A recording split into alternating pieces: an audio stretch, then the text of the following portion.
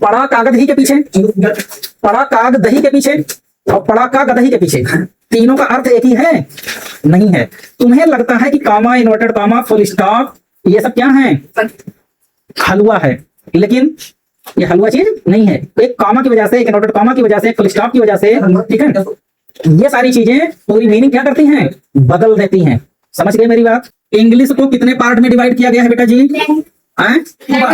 Language और English language and English literature. ये ink सही नहीं है।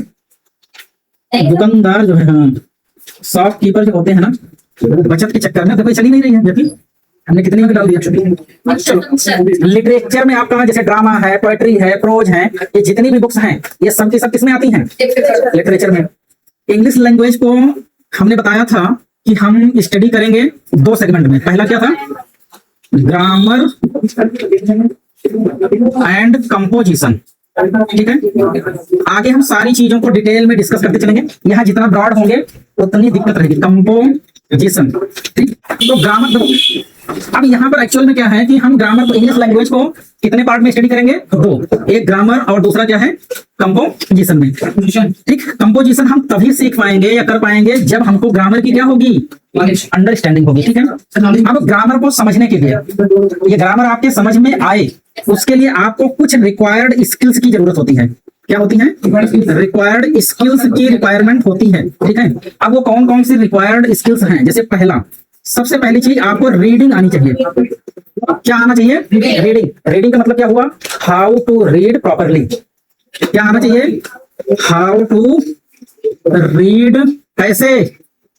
हाउ टू रीड प्रॉपरली, अच्छे तरीके से कैसे पढ़ा जाए। लेकिन पढ़ तभी पाओगे जब आपका अच्छा क्या होगा? प्रोनाउंसिएशन। भाई जब तक प्रोनाउंसिएशन अच्छा नहीं होगा, तो इस वजह से इस क्लास के जस्ट पहले हम आपको क्या करवा रहे हैं? प्रोनाउंसिएशन की क्लास करा रहे हैं, ठीक है, ताकि आपकी जो रीडिंग है वो क्या हो जाए? ठीक हो जाए। रीडिंग के बाद फिर आपका क्या आता है? अगर पढ़ना आ गया तो पढ़ने के बाद क्या आना चाहिए आपको? लिखना आना चाहिए। तो लिखने के लिए इसका मतलब क्या हुआ? How to write correctly. तो कैसे सही तरीके से हम क्या कर सकते हैं? लिख सकते हैं, ये हमें आना चाहिए, ठीक। आप करेक्टली कैसे लिखोगे, इन बातों को समझो, ठीक। तीसरी चीज आपको क्या आनी चाहिए? रीडिंग हो गई, राइटिंग हो गई, लिसनिंग है, स्पीकिंग है, ठीक है। तो चलो हम क्या ले लेते हैं? लिसनिंग। अब लिसनिंग में क्या होता है? लिसनिंग का मतलब क्या है कि आपको 2 चीजें आनी चाहिए अच्छे से, ठीक है। क्या आना चाहिए? इसके लिए कि आप जो सामने वाला बोल रहा है उसको ग्रास्प कर सको और उसको क्या कर सको? अंडरस्टैंड कर सको। तो इसका सीधा सा मतलब क्या है कि सामने वाले को क्या करना? सुनना और समझना। तो इसको हम क्या कह सकते हैं? ऐसे कह सकते हैं, स्किल्स क्या करने के लिए? तो ग्रास्पिंग तो समराइज था, स्किल्स टू ग्रास्पिंग एंड क्या? अंडरस्टैंडिंग, ठीक है। किसकी? Of spoken English. मतलब सामने वाला जो कुछ बोल रहा है उसको आप कैसे ग्रास्प करते हो, और उसको ग्रास्प करने के बाद आप कैसे उसको क्या करते हो? अंडरस्टैंड करते हो, ये जरूरी है। लिसनिंग के बाद आपको क्या आना चाहिए? स्पीकिंग। स्पीकिंग का मतलब क्या हो गया कि हाउ टू स्पीक इफेक्टफुल्ली कहिए, या कह सकते हैं फ्लुएंटली, या क्या कह सकते हैं? आगे क्या दिखाया? हाउ टू स्पीक फ्लुएंटली या इफेक्टिवली। हाँ, जाओ, ठीक है। इतनी बात तो समझ में आ गई ना? बोलो भाई यहाँ तक। अगर आपको ग्रामर सीखना है तो इन चीजों की बेसिक स्किल आपके पास होनी चाहिए, तभी इसमें आप एंट्री मारो, अदरवाइज ये समझ में नहीं आएगा। ये सारी चीजें अगर जो बच्चा 6-7 में पहुंच जाता है, ये माना जाता है कि इनको ये सारी चीजें आती हैं। पढ़ना भी आता है, लिखना भी आता है, बोलना भी आता है, और ध्यान से सुन करके समझना भी आता है, ठीक है। अब हम लोग बात करेंगे किसकी? What is grammar. इसकी बात करेंगे कि ग्रामर एक्चुअल में क्या है। अगर इसको नोट कर लिए हो तो हम आगे बढ़ेंगे। नोट कर लिए हैं? अब हमें समझना क्या है कि व्हाट इज ग्रामर।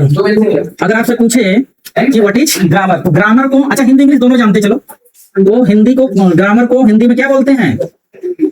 व्याकरण। हिंदी में व्याकरण पढ़ते हो, इंग्लिश में ग्रामर पढ़ते हो। तो अब ये है क्या? लैंग्वेज का वो फॉर्मेट होता है जिसकी हेल्प से किसी चीज को करेक्टली पढ़ना, लिखना और बोलना हम सीखते हैं, वही क्या है? ग्रामर। भाई ग्रामर की डिफिनेशन क्या है? ठीक, कि हमको क्या क्या सीखने को मिलता है। देख कह सकते हैं द फॉर्म ऑफ लैंग्वेज, ये लैंग्वेज का कौन सा फॉर्म है, the form of language due to which हम क्या क्या सीखते हैं, ठीक है, due to which we TAUGHT we taught, क्या किया जाता है, हमें सिखाया जाता है क्या करना है, राइट, ऐसे कह सकते हैं, read, right and speak correctly, speak correctly is called, क्या कहेंगे, ग्रामर। क्या बोलोगे इसको, एल लगा देते हैं, ठीक है। इसका मतलब क्या हो गया है कि ये लैंग्वेज का वो पार्ट होता है जिसके कारण या जिसकी हेल्प से आप किसी चीज को लिखना, पढ़ना, बोलना सीखते हो, या जिसमें आपको लिखना, पढ़ना, बोलना सिखाया जाता है। अब हम लोग क्या देखेंगे बेटा जी, पार्ट्स ऑफ ग्रामर, बस यहीं तक आज कराएंगे, आगे बढ़ नहीं पाएंगे, ठीक है। ये तो हो जाने दो, पार्ट्स ऑफ ग्रामर।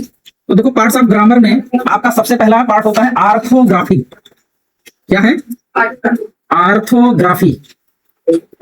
जैसे अभी आपने वो पढ़ा था टाइप्स ऑफ क्वाड्रिलेटरल, वैसे क्या है, पार्ट्स ऑफ ग्रामर, ठीक है। आर्थोग्राफी का मतलब होता है, मैं इसकी हिंदी भी लिख दे रहा हूं, इसको बोलते हैं वर्तनी, या फिर हम क्या कहेंगे, वर्ण विन्यास, ठीक है। वर्तनी, या इसको सिंपली हम क्या कह सकते हैं, लिखा दे रहे हैं, स्टडी ऑफ लेटर। इसके अंडर हम किसकी स्टडी करते हैं, लेटर की। लेटर में आपके यहाँ लेटर को कितने कैटेगरी में डिवाइड किया गया है, वॉवेल एंड कॉन्सोनेंट। तो आर्थोग्राफी में आप क्या क्या सीखते हो, वॉवेल, वॉवेल कौन से हैं, A, E, I, O, U. Vowel, consonant बताइए, B, C, D, F, G, H, J, K, L, M, N, P, Q, R, S, T, V, W, X, Y, Z, ठीक है।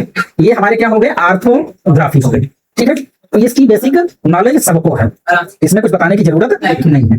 अब हम पढ़ेंगे दूसरा, इटिमोलॉजी। ये होता है शब्द विन्यास। ये क्या है, इटिमोलॉजी। इसको बोल दे, लिख लोगे, क्योंकि हम लिखेंगे पूरा, ऐसे हम लिख दे रहे हैं, लेकिन इसके अंतर्गत ऐसे लिख लो, हिंदी में ज्यादा समझ में आएगा। लिखिए, इसके अंतर्गत शब्दों के भेद, उत्पत्तियों, उसके स्वरूप, ठीक है, का ज्ञान कराया जाता है। इसके अंतर्गत शब्दों के भेद, उसकी उत्पत्ति कहां से हुई है, एवं और क्या कराया जाएगा, स्वरूप है, उसके स्वरूप एवं उसके स्वरूप का क्या कराया जाता है, ज्ञान कराया जाता है, ठीक है। चलो तीसरी चीज देखो भाई, सिंटेक्स। क्या चीज, सिंटेक्स का मतलब क्या हुआ, वाक्य रचना। बाइलिंगुअल पढ़ते रहोगे तो ज्यादा बढ़िया रहेगा, ठीक है। 5 है टोटल। क्या लिखोगे, इसके अंतर्गत सेंटेंस में, मतलब वाक्य में, वर्ड्स को, मतलब शब्दों को उचित एवं, सिंटेक्स, ठीक है, उचित एवं सही क्रम में लिखना सिखाया जाता है, लिखना सिखाया जाता है। इतना समझिए बेटा। अब इसको हम एग्जाम्पल आपको देते हैं, ठीक है, मजेदार एग्जाम्पल है। एक मैं सेंटेंस आपको लिखा रहा हूं, ठीक है, हिंदी का ही सेंटेंस है। जैसे हमने लिखा, पड़ा कागज, और मैंने कॉमा यहां लगा दिया। अब समझो मेरी बात ध्यान लगा करके। यहाँ पे जो एग्जाम्पल दिया गया है सिंटेक्स में, ये गलतियां तुम्हारे लोगों से होती। जब आप प्रोफेशनल डिग्री लोगे, जैसे इनके फादर एडवोकेट हैं, उनको पता है कि एक कॉमा के लिए जज क्या करता है, डांट लगा देता है। एक कॉमा, इन्वर्टेड कॉमा, समझ रहे हो, फुल स्टॉप, ये सब बहुत इंपॉर्टेंट होते हैं। अब ये तुम लोग इसको हलवा समझते हो। जब प्रोफेशनल डिग्री लोगे और आपके लिखे हुए, जब आईएएस का एग्जाम लिखोगे, ठीक है, जब आईपीएस का एग्जाम लिखोगे, जब यूपीएससी के एग्जाम को लिखोगे, तो वहां पर एक एक comma, inverted comma, full stop, ठीक है, ये जितनी चीजें हैं, अलॉज का नोटेशन, इन सबको बहुत बारीकी से देखा जाता है। जबकि 12th का बच्चा हवा में उड़ करके जाता है इन सब चीजों को लेकर के। ठीक है, मैं दिखा रहा हूं एग्जाम्पल। यहाँ पे एग्जाम्पल क्या दिया गया, पड़ा कागज ही के पीछे। इसी सेंटेंस में मैं कॉमा को चेंज कर रहा हूं। समझो, मामा चेंज होने जा रहा है कॉमा। ठीक है, हमने द के पहले किस पर लगा दिया, द और ग के बीच में हमने क्या किया, कॉमा लगा दिया। अब देखो, पड़ा कागज, कागज मतलब पेज, पन्ना जिसको कहते हो, पड़ा कागज ही के पीछे। अब की बार क्या हुआ, पड़ा काग, काग का मतलब कौवा। अब क्या बन गया, दही के पीछे, जो दूध से दही बनाते हो। एक कॉमा आप चेंज करते हो, पूरे सेंटेंस की मीनिंग क्या हो गई। अब मुझे बताओ, पड़ा कागज ही के पीछे और पड़ा काग दही के पीछे, दोनों के एक ही अर्थ निकल रहे हैं क्या। और चेंज क्या हुआ, केवल और केवल कॉमा। चेंजेस किसमें आए, कॉमा में, लेकिन मीनिंग क्या हो गई, पूरी तरीके से बदल गई। अगला देखो, अरे पगला देख भैया अगला। ठीक है, अब इसको जरा पढ़ो, पढ़ो जरा, क्या लिखा गया, पड़ा का गदही के पीछे, पढ़े ना, गदही घोड़ा। ठीक है, तो जो टेंशन होता, पड़ा का गदही के पीछे। अब मुझे बताओ, तीनों के तीनों सेंटेंस में क्या जितने भी लेटर्स यहाँ लिखे, जितने भी लेटर्स यहाँ आपने लिखा, एक भी अक्षर में हमने कोई चेंज किया, केवल और केवल मैंने चेंज किसमें किया, कॉमा। समझ रहे हो अंशु के मामा भाई, हमने यहाँ पर केवल चेंज किया है तीनों जगहों पर कॉमा, और मीनिंग तीनों सेंटेंस की क्या हो गई, नहीं बदली। तीनों सेंटेंस की मीनिंग एक ही है। तुम दोनों में ऐसे ऐसे कर रहे हो, पड़ा कागज ही के पीछे, पड़ा काग दही के पीछे, और पड़ा का गदही के पीछे, तीनों का अर्थ एक ही है, नहीं है। तुम्हें लगता है कि comma, inverted comma, full stop, ये सब क्या है, हलवा है, लेकिन ये हलवा चीज नहीं है। एक कॉमा की वजह से, एक इन्वर्टेड कॉमा की वजह से, फुल स्टॉप की वजह से, ठीक है, ये सारी चीजें पूरी मीनिंग क्या करती हैं, बदल देती हैं। समझ गए मेरी बात? यस सर, समझ गए ना। तो इसलिए सिंटेक्स को हमें समझना बहुत, लिखना हो तो लिख लो। सर ये मेरे को आप कैसे मत जाओ, एक सेंटेंस ज्यादा रुको मत जाओ, रुको कॉमा मत जाओ। अभी नहीं भाई, अभी 2 पार्ट बचा है, अरे सर 2 पार्ट है, थोड़ा जल्दी करो भाई बस। ये दो हटाएंगे, दिखा देंगे। अभी ये बच्ची बोल रही थी पंक्चुएशन, क्या बोल रही थी,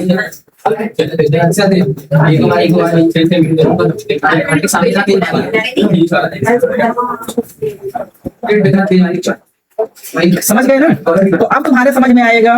देखो सेंटेंस, सिंटेक्स में आप क्या करते हो। अच्छा, अभी कुछ लोगों का ये भी क्वेश्चन है कि इस पर फिर क्वेश्चन कैसे बनेंगे। तो आप देखे होंगे कि 5-6 वर्ड दे दिए जाते हैं और उनसे क्या करना होता है, एक मीनिंगफुल सेंटेंस आपको बनाना पड़ता है। उसमें आप देखते हो सब्जेक्ट कौन होगा, फिर हेल्पिंग वर्ड देखते हो क्या होगा, मेन वर्ड देखते हो क्या होगा, ऑब्जेक्ट ढूंढते हो क्या होगा, ढूंढते नहीं ढूंढते हो, तो वो सारी चीजें होती हैं। तो अब इनको हम कहाँ पर स्टडी करेंगे, जो एग्जाम्पल दिए इसके अंदर में सीखोगे, पंक्चुएशन के अंदर क्या सीखोगे, पंक्चुएशन। पंक्चुएशन का मतलब क्या हुआ, पंक्चुएशन को हिंदी में क्या बोलते हैं, विराम चिन्हों का प्रयोग।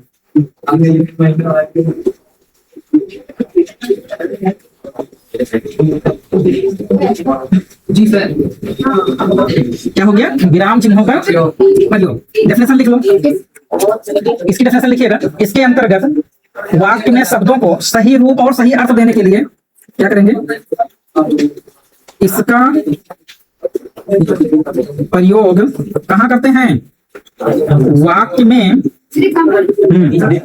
क्या करना है आपको, सही रूप और सही अर्थ। वाक्य में सही रूप एवं सही अर्थ देने के लिए किया जाता है। अब हमने आगे ध्यान भी नहीं दिया, ठीक है, किया जाता है। ठीक है, एग्जाम्पल मैंने दिखा दिया ऊपर इसका। ठीक, जरा सा चेंज करोगे क्या होगा, मीनिंग चेंज हो जाएगी। एक और बचा है ना, साइड में लिख दे रहा हूँ, हाँ लिख दीजिए। प्रोसोडी, 5वां नंबर है ना, प्रोसोडी। प्रोसोडी का मतलब होता है काव्य रचना, क्या, जो कविताओं की रचना किया करते हैं। ठीक है, क्या हुआ, प्रोसोडी मतलब क्या हो गया, लिखो, इसके अंतर्गत कविताओं की रचना करना सिखाया जाता है। क्या कहोगे, इसके अंतर्गत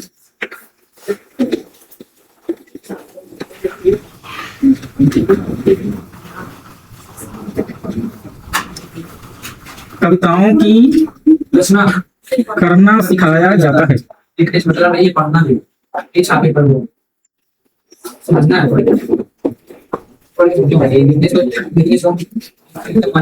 इसके अंतर्गत कविताओं की रचना करना सिखाया जाता है, इसको नोट कर लो। हो गया समझ गए।